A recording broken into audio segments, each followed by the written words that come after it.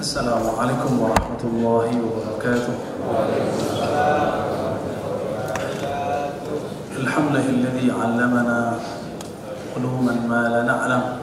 Asyhadu an la ilaha illallah, asyhadu anna Muhammadan 'abduhu wa rasuluh. Allahumma shalli 'ala sayyidil awwalin, sayyidil anbiya'i wal mursalin, sayyidil qawmin, sayyidina Muhammad sallallahu alaihi wasallam. Assalatu wassalamu alaka ya sayyidi ya Rasulullah. Allahumma bika asbahna wa bika amsayna wa bika nahya wa bika namut wa ilayka an-nushur. Allahumma nas'aluka khayra hadha al-yawm wa khayra fihi wa khayra ba'dah, wa na'udzu bika min sharri hadha al-yawm wa sharri fihi wa sharri ba'dah, wa nas'aluka al-khayra kullahu mimma 'alimna wa ma la na'lam, wa na'udzu bika min asy-syarri kullihi mimma 'alimna wa ma la na'lam, innaka anta 'allamul ghuyub. Bismillahilladzi la yadurru ma'a ismihi syai'un fil ardi wa la fis samaa'i was samii'ul 'aliim. Bismillahi a'udzu bikalimatillahi tammat. Bismillahi na'udzu bikalimatillahi tammat min syarri ma khalaq. Amin ya rabbal alamin. Bapak, Ibu, saudara, ikhwan, akhwat fillah. Saya lupa bawa kitab aslinya, ternyata terjemahannya sama ya. Terjemahan yang kalau Bapak punya ini agak lumayan bagus ya. Gak tahu cetakan mana ya. Ada 3 bahasa, ada Arabnya, ada Indonesianya, dan Inggrisnya. Kita sampai kepada hikmah petuah kerohanian Imam Athaillah As-Sakandari yang wafat tahun 709 Hijriah. Hikmah yang keempat. Kita sudah ingatkan sebelumnya bahwa hikmah dalam tradisi kitab ini beda dengan ilmu hikmah. Ilmu hikmah itu biasanya ilmu tentang zikir-zikir untuk kesaktian itu, atau pengobatan, atau untuk ruqyah ya, atau untuk pelaris, macam-macam. Itu namanya ilmu hikmah. Sedangkan ini hikmah, hikam. Ini beda ya. Wabisanadna muttasil al-Imam al-Arif billah Ibn Athaillah As-Sakandari, dengan sanad keguruan kita yang bersambung kepada Imam Al-Arif billah Ibn Athaillah As-Sakandari. Beliau berkata, arih nafsaka minat tadbir. Ini ada 2 potong kalimat. Arih sudah jadi bahasa Indonesia. Rehatkan nafsak, jiwamu, dirimu, minat tadbir, dari takbir. Apa arti takbir? Takbir itu memikirkan atau merencanakan sesuatu yang ada di hadapan kita, atau sebelum kita, atau setelah kita, atau nanti. Maka takbir ini sudah masuk ke dalam bahasa Melayu lama.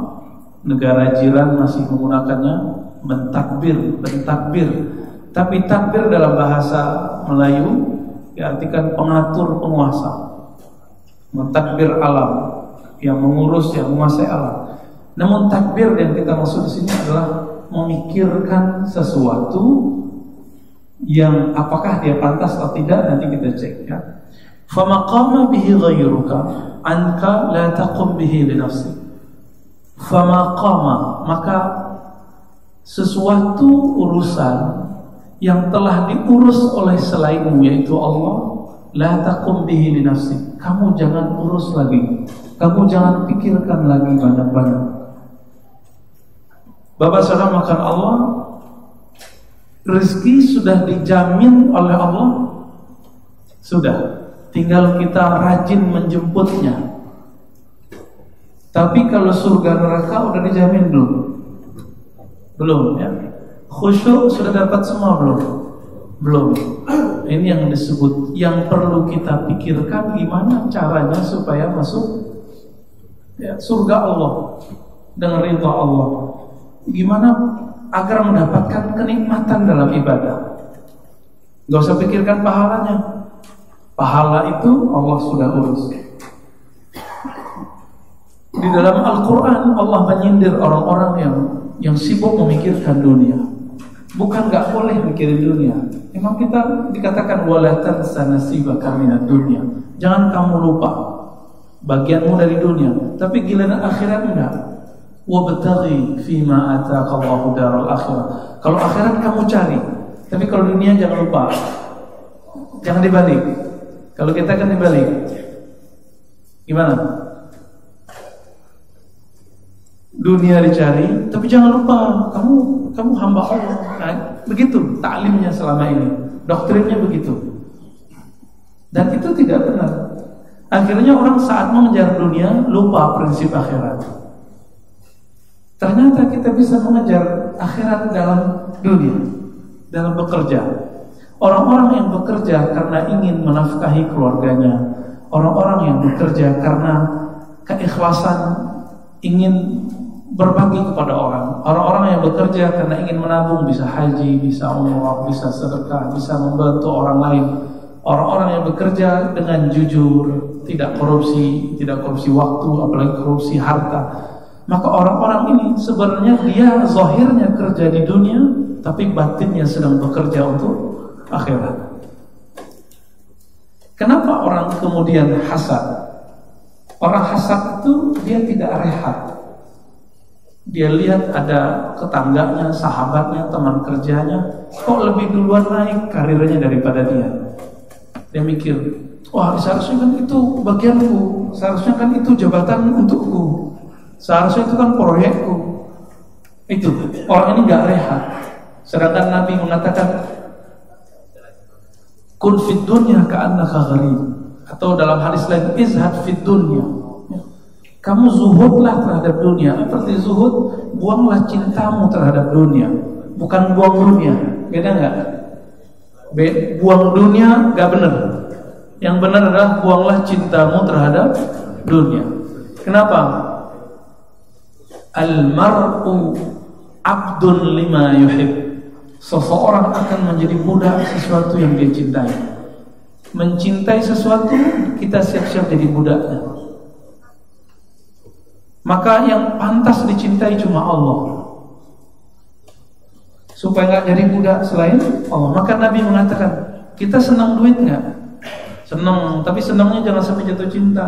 Karena Nabi mengatakan, ta'iba abdud dinar, ta'iba abdud dirham. Akan lelah hidup orang-orang yang dia orientasinya mencari fulus, dinar, dirham, rupiah, dolar. Kenapa capek? Walaupun dia sudah dapat, dia merasa nggak puas. Ada kawannya dapat proyek baru, ada kawannya dapat promosi baru. Itu kayak nyesek, mikirnya itu bagianku, nggak rehat. Kita udah sering kasih ilustrasi. Jika JNE, Tiki, Pos itu kalau ngirim dengan alamat yang tertulis pasti sampai. Masa Allah salah kirim? Maka semua orang-orang yang hasad itu telah melakukan satu dosa batin yang besar. Dosa batinnya besar. Apa itu? Su'udzan billah. Berburuk sangka kepada Allah yang menjamin rezeki. Berburuk sangka kepada Allah yang salah kirim rezeki. Di kalangan ustadz ada juga. Giliran dia nggak ngajar lagi di suatu tempat masjid, dia pikir, wah ini kayaknya jadwalku diambil si anu nih. Nah, itu bisa terjadi, Pak. Artis juga begitu. Artis itu kan kalau cepat makan hati. Karena setiap kali 1 bulan 2 bulan ada artis baru, ya enggak? Sama, ustadz kalau udah ngartis juga begitu, Pak. Muncul ustadz baru, bagi dia ancaman. Wah, ini ancaman baru lagi nih, ya. Temanya sama saya nih.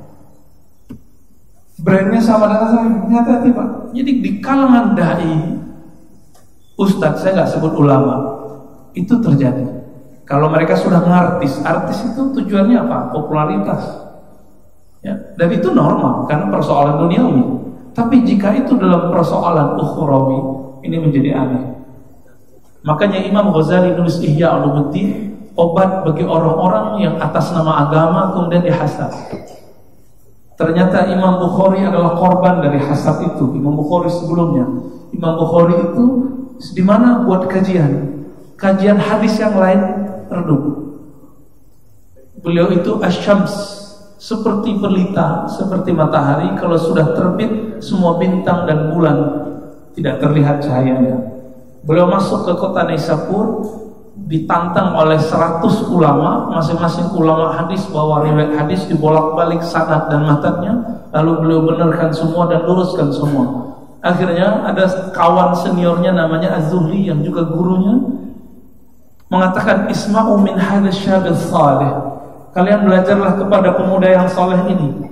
Akhirnya benar, Imam Muslim belajar kepada beliau dan Imam Muslim mengatakan, kana Bukhari a'lam min Az-Zuhli fil ilal. Dalam ilmu yang paling rumit dalam ilmu hadis namanya ilmu ilal, maka Bukhari adalah lebih pintar daripada Imam Zuhli. Ramailah pengajian Imam Al-Bukhari, sepilah pengajian Imam Zuhli. Apa kata Imam Zuhli? Wah, ini ada masalah nih. Akhirnya ada yang ngompor-ngomporin, dia Ustadz itu juga korban hoax. Ya, dipanas-panasin dan dibuatlah cerita hoax. Wahai Tuan Guru Muhammad Az-Zuhli, itu si Bukhari akidahnya menyimpang. Wah, disebutlah menjadi Ustadz syubhat. Ya, kayak istilah-istilah hari ini. Benar. Akhirnya beberapa hari setelah itu Imam Bukhari diancam bunuh oleh orang-orang yang terkena hoax sekitar Imam Zuhli. Imam Zuhlinya sebenarnya tidak salah, tapi karena orang-orang sekitarnya itu, dia kemudian menjadi tidak benar. Maka emang berat Pak jadi ulama itu. Dia harus punya basirah, mata hati yang tajam. Gak cukup punya kawan. Baik. Jadi kalau ada orang hasad, orang iri dengki, orang merasa kok dia yang enak, saya kok gak enak.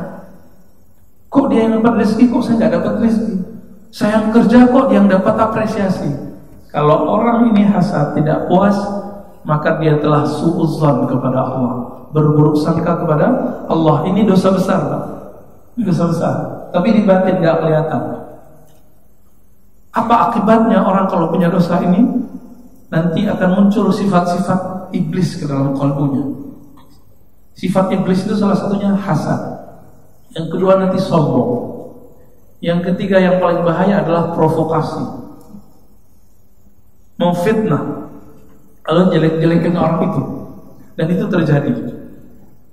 Bapak saudara makan Allah, maka Imam Ibnu Athaillah mengatakan, arih nafsaka minat tadbir. Kamu rehatkanlah pikiranmu, jiwamu, hatimu dari mengurus yang telah Allah urus. Apa yang telah Allah urus? Rezeki kita. Allah telah jamin, Allah telah jamin. Maka dipertegas dengan hikmah yang nomor 5, biar cepat ya, biar dapat faedah yang lebih banyak. Kita lanjut ke hikmah yang nomor 5. Ijtihaduka fima dumina lak. Kesungguhanmu mencari yang telah dijamin bagimu, wa taqsiruka fima tuliba mink. Sedangkan kamu tidak sungguh-sungguh, kurang serius dalam melaksanakan, mengejar yang belum dijamin bagimu, yaitu mencari ridha Allah dan surga. Dalilun ala timasil basirah minka. Ini indikasi bahwa qalbumu buta. Jadi qalbu itu ada 3 Bapak saudara Allah. Ada qalbun basir, qalbu yang bisa memandang. Ada qalbun muntamisun, qalbu yang muntamis, qalbu yang buta, yang tidak bisa melihat yang batin, yang telah Allah jamin. Dan ada yang ketiga, semoga kita gak masuk, qalbun mayyitun, qalbu mati. Kalau Bapak saudara makan Allah telah hadir dari masjid-masjid Allah, telah mau mendengarkan kajian-kajian, insya Allah nomor 3 udah enggak. Nomor 2 belum terbukti. Nomor 1 belum terbukti, tinggal dibuktikan nanti. Suatu kali Imam Abu Yazid Al-Bustami yang wafat 261 Hijriah, sezaman dengan Imam Bukhari dan Muslim, wafat sama dengan Imam Muslim. Beliau biasa nggak jadi imam, yang menjadi imam tetap, mufti di daerah Taifur. Sekarang daerah Iran, ya, Persia lama, itu kota Sunni. Selesai sholat, Imam Abu Yazid Al-Bustami ini biasa zikir pagi, sore, ya, dan zikirnya panjang. Bahkan beliau sebelum imam itu bangun dan sebelum sampai imamnya di masjid, dia sudah duduk di masjid. Sehingga kabar itu sudah banyak orang mengira Abu Yazid tidak bekerja. Orang mengira apa? Abu Yazid tidak bekerja. Selesai sholat, selesai zikir pendek, si imam nanya gini, Bu Yazid, dulu orang sana kalau Abu Yazid dipendek, Bayazid ya. Bayazid, bima taqutu hadzal yawm? Kamu makan pakai apa hari ini? Itu bukan pertanyaan baik, Pak, itu pertanyaan ngejek. Duduk-duduk doang, kamu kerja apa? Kamu bisa makan apa hari ini? Emang kamu bisa kenyang cuma dengan zikir? Itu ngejek gitu. Kira-kira gimana, Pak, perasaannya digituin? Dulu belum ada pegawai negeri, belum ada karyawan, belum ada seperti sekarang passive income, belum ada ya? Lalu apa sikap Imam Abu Yazid? Jawabannya betul-betul menohok, tapi jangan dilakukan ya. Apa kata beliau? As-salatu khalfa man lam yu'min bir-razzaq batilah. Salat di belakang orang yang tidak percaya Allah itu Maha menjamin rezeki, salatnya batal. Berarti dia qadariyah, dia bukan mukmin ahli sunnah, dia qadariyah anti takdir, tidak percaya jaminan Allah. Fa'u'idu salati, saya wajib mengulang salat. Itu jawabannya. Dia ulang salat subuhnya. Dia mau kasih ajar nih imam yang kurang ajar. Tapi imam kita nggak kurang ajar, Pak ya. Imam kita baik, soleh sekali, alhamdulillah. Ahli zikir lagi, hafiz Quran lagi, alhamdulillah. Semoga Allah memberkahi hidup mereka, amin. Beda gitu, orang yang sholatnya itu pakai Quran yang bersanad itu beda dengan orang yang tidak bersanad, beda, Pak. Nah ini kalimatnya, kamu sungguh-sungguh mencari sesuatu yang telah dijamin, tapi kamu tidak sungguh-sungguh mencari sesuatu yang belum dijamin. Pertanda qalbumu buta. Ini kita cek nih kapan, Pak, indikatornya. Kerja dari jam berapa berangkatnya? Jam 6. Kalau di Jakarta, kota-kota besar, Surabaya, Bandung, ya, Pekanbaru, Medan, Makassar, itu udah sama. Balikpapan tuh udah mirip-mirip. Tapi Jakarta yang paling Masya Allah. Nanti stresnya orang Jakarta pindah ke Kalimantan. Ini berangkat pagi, anaknya masih tidur. Pas pulang, anak pun juga tidur. Mau cari apa? Kok terlalu ngoyo gitu, hidup itu kok terlalu serius? Apa masalahnya ini? Tapi giliran Allah mengatakan wa minal laili fatahajjad bihi. Kalau malam hari kamu bangunlah sejenak. Qumil laila illa qalila. Bangunlah malam hari meskipun sedikit. Gimana tuh? Ketika malam hari dibangunkan dan dikatakan, bahkan hadisnya mesra sekali. Yanzilu Rabbuna tabaraka ta'ala. Rabb turun. Makna turun serahkan aja kepada Allah. Ini salah satu makna arih nafsaka minat tadbir. Gak usah urus maknanya. Kenapa terjadi perdebatan antara ahli-ahli akidah? Nuzul itu pindah tempatnya. Itu kan perdebatan Ibnu Taimiyah dengan As-Subki. Ngapain kita debat-debat begitu lagi? Gagal fokus sebenarnya itu ya. Meskipun perdebatan mereka ada ilmunya, cuma kita ini gagal fokus. Akhirnya orang mikir, Allah kalau di atas arsy terus sepertiga malam terakhir pindah dong. Kan gak perlu mikirin itu. Yanzilu Rabbuna, Rabb turun sepertiga malam terakhir. Tanazzul di sini karena Allah bukanlah benda, Allah juga bukan roh, maka perpindahannya bukan perpindahan tempat, turunnya bukan turun tempat. Jangan fokus di situ, fokus di kalimat belakangnya. Hal min mustaghfirin, aghfirullah. Adakah yang mohon ampun, minta ada pengakuan dosa, aku ampuni. Jadi dalam tradisi kerohanian Islam, pengakuan dosa nggak perlu kepada ustaz, nggak perlu kepada kiai. Pengakuan dosa cukup langsung kepada Allah. Tebar sajadah jam 3, kita akui satu-satu dosa, kita sebutkan, ya Rabb, kemarin aku dosa ini, ya Rabb, kemarin aku nakal, ya Rabb, sebutan itu. Pengakuan dosa dalam tradisi keislaman, tradisi rohani keislaman tidaklah dengan menyebutkan dosanya kepada kiai. Sebutkan langsung kepada Rabbnya kiai, yaitu Allah Ta'ala. Kalau kita curhat kepada Allah, mungkinkah Allah beberkan? Enggak. Tapi kalau curhat ke orang, meskipun ke ustaz atau kiai, suatu saat mungkin akan diceritakan. Mungkin. Ini bedanya. Maka kasih Allah, jangan fokus di hadis Allah turun, tapi Allah ingin mengatakan, aku datang kepadamu setiap malam terakhir, setiap akhir-akhir malam, tapi kamu tidur. Gitu. Itu fokus hadisnya.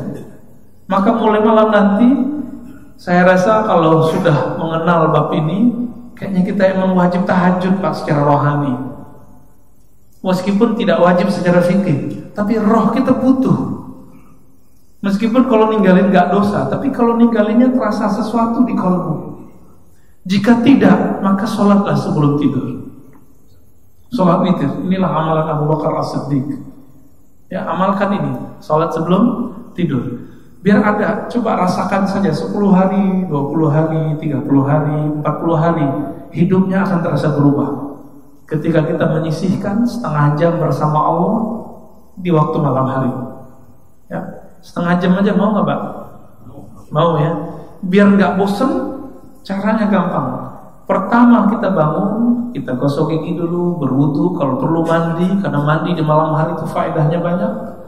Mandinya pakai air yang sejuk, jangan air yang panas. Jangan juga air yang terlalu dingin.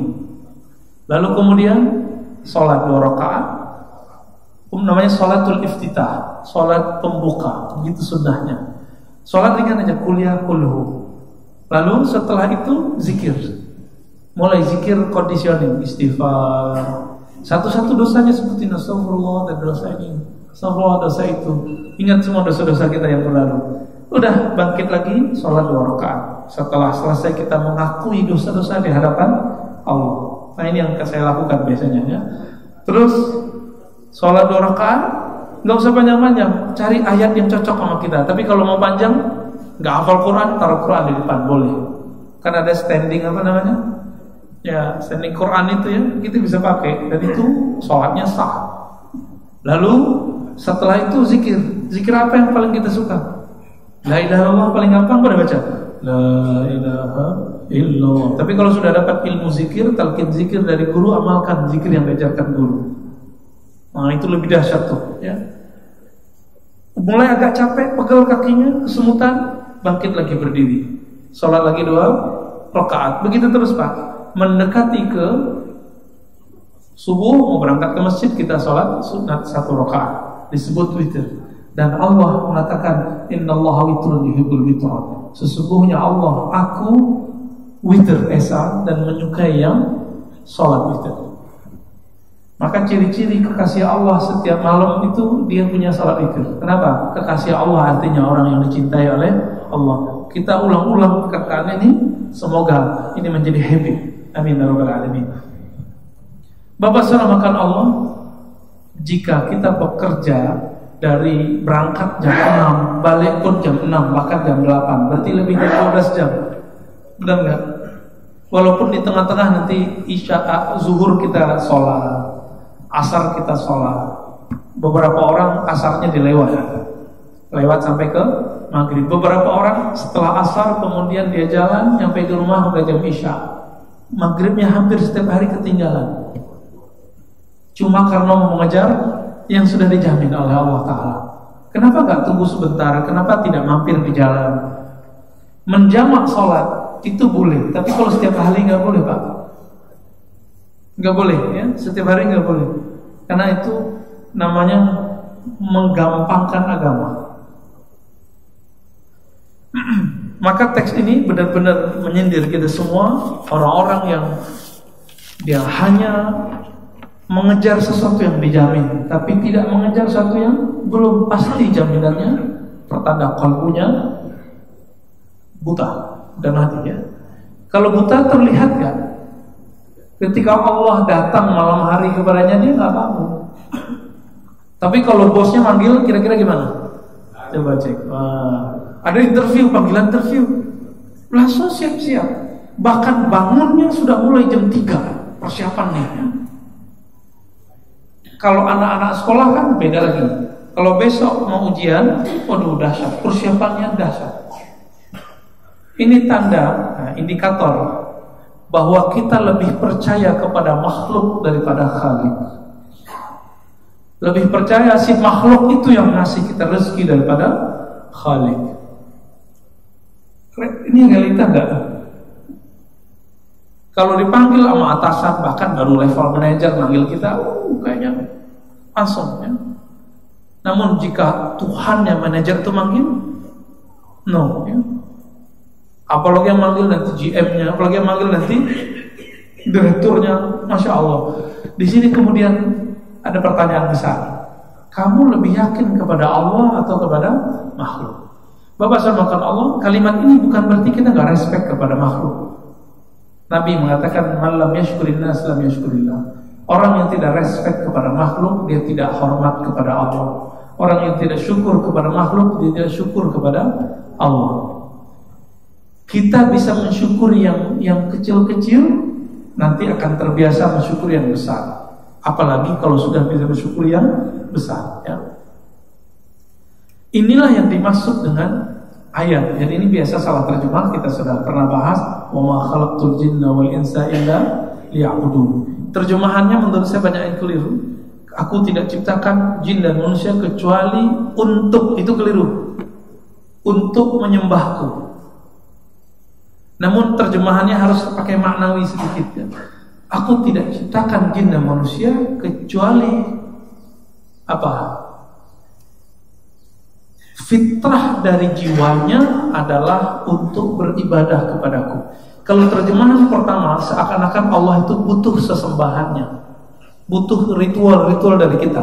Tapi terjemahan yang kedua, yang butuh ibadah itu kita.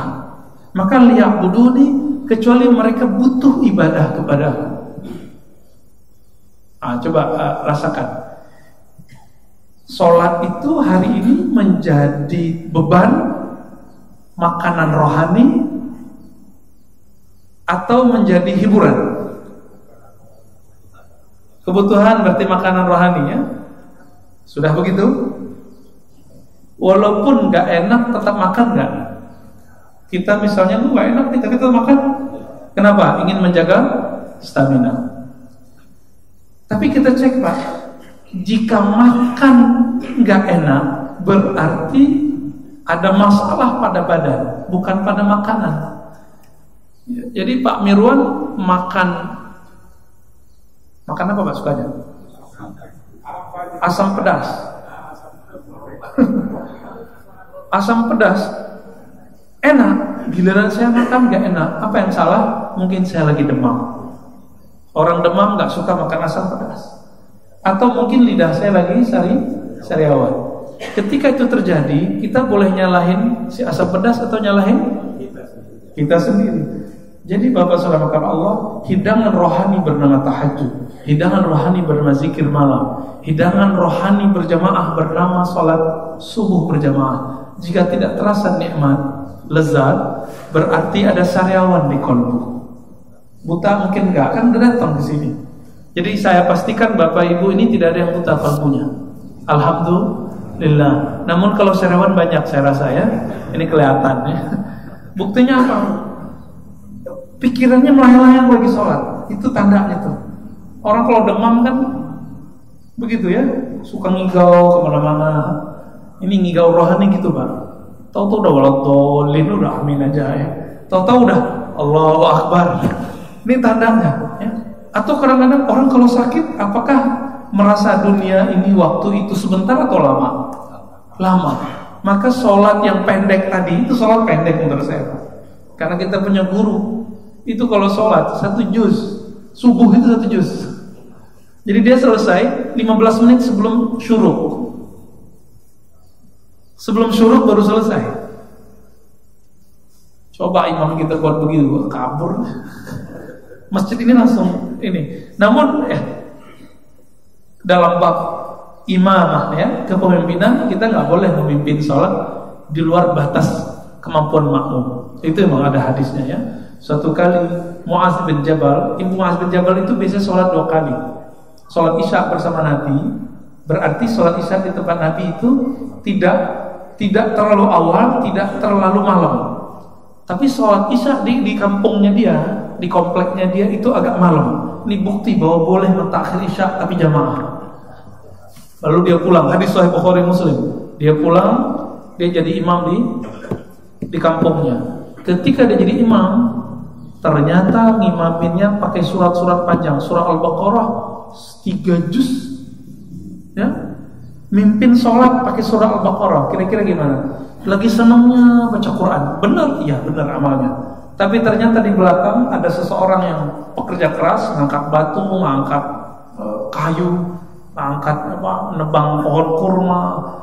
Dia maunya sholat itu ya idza jaa nasrullahi wal fath inna a'tainakal kautsar qul ya ayyuhal kafirun. Itu yang senyum-senyum tuh ya. Silakan di pertimbangan Pak Imam. Akhirnya imam kita kalau maghrib cepat kan di sini. Isya'nya dipanjangin biar adil, Pak. Mu'az 1 surat Al-Baqarah. Apa yang terjadi? Ada 1 orang keluar dari shaf, lalu dia selesaikan sholat sendiri.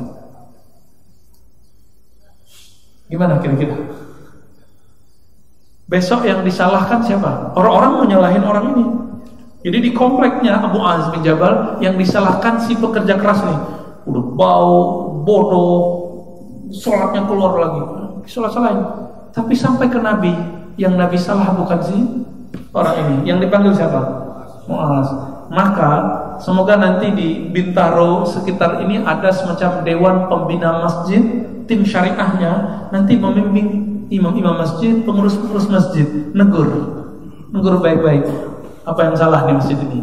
Ada kajian yang terlalu keras di sini, atau kajian liberal masuk sini, atau Syiah masuk sini, atau ada kebatinan masuk sini. Bisa diobrolkan baik-baik. Seperti Nabi ingin menegur Mu'az. Apa kata Nabi? Bukannya keren sholat 1 juz 2 juz, iya, tapi kalau kita punya makmum lemah enggak? Apa kata Nabi? Afattanun anta ya Mu'az. Hei Mu'az, kamu pembawa fitnah. Apa arti fitnah di situ? Fitnah artinya kekacauan. 1 jamaah keluar dari shaf itu disebut kekacauan. Maka kalau ada orang jamaah tetap ini tersinggung karena saya, mohon maaf Pak, berarti saya membawa fitnah. Ya, nggak ada yang tersinggung kan? Kalau tersinggung kasih tahu aja Pak, mohon maaf ya, jangan sampai dibawa ke akhirat nanti. Nggak boleh itu disimpan. Kalaupun iya, itu tersinggungnya harus syar'i. Kalau tadi syar'i nggak. Kalau cuma karena manhajnya beda sama ustadz, itu nggak masuk. Mazhabnya beda sama ustadz, nggak masuk. Kan masjid kita sudah punya manhaj, akidah Ahlussunnah, berfikih dan bertasawuf. Maka di luar ini itu bisa ditegur, ya. Kalau ada orang membid'ahkan akidah Ahlussunnah, ya, ini kan ada ustaz. Akidah Ahlussunnah kita kan sudah kita sepakati, seperti yang dipakai oleh ulama-ulama kita di Al-Azhar, di Hadramaut, di Suriah, di NU Muhammadiyah, ya. Ulama-ulama pesantren, bahwa akidah Ahlussunnah kita bermanhaj Asy'ariyah, Maturidiyah, bermazhab yang 4, lalu bertasawuf syar'i, yaitu Junaidiyah dan Ghazaliyah. Di luar itu maka dia dianggap menyimpang, ahlul fitnah. Itu bisa dilaporkan Pak, bisa didiskusikan lagi. Tiba-tiba ada ustaz sini ngomong Asy'ari itu sesat, wah itu bisa dihabisin tuh ustaz, ya, pembawa fitnah dia. Tidak perlu bermazhab, itu bawa fitnah itu. Jadi fitnah itu ada 2 tadi, fitnah fiqhiyah secara fikih, orang ini keluar. Ada fitnah fikriyah, pemikiran, bikin rusuh orang berpikir, bikin ramai orang, bikin gak nyaman orang. Ini namanya fitnah fikriyah. Ada fitnah ruhiyah, kalau pengajian dia bikin orang nanti jadi liberal, jadi kebatinan, gak mau sholat lagi, cukup eling saja. Nah ini orang-orang ini fitnah ruhiyah.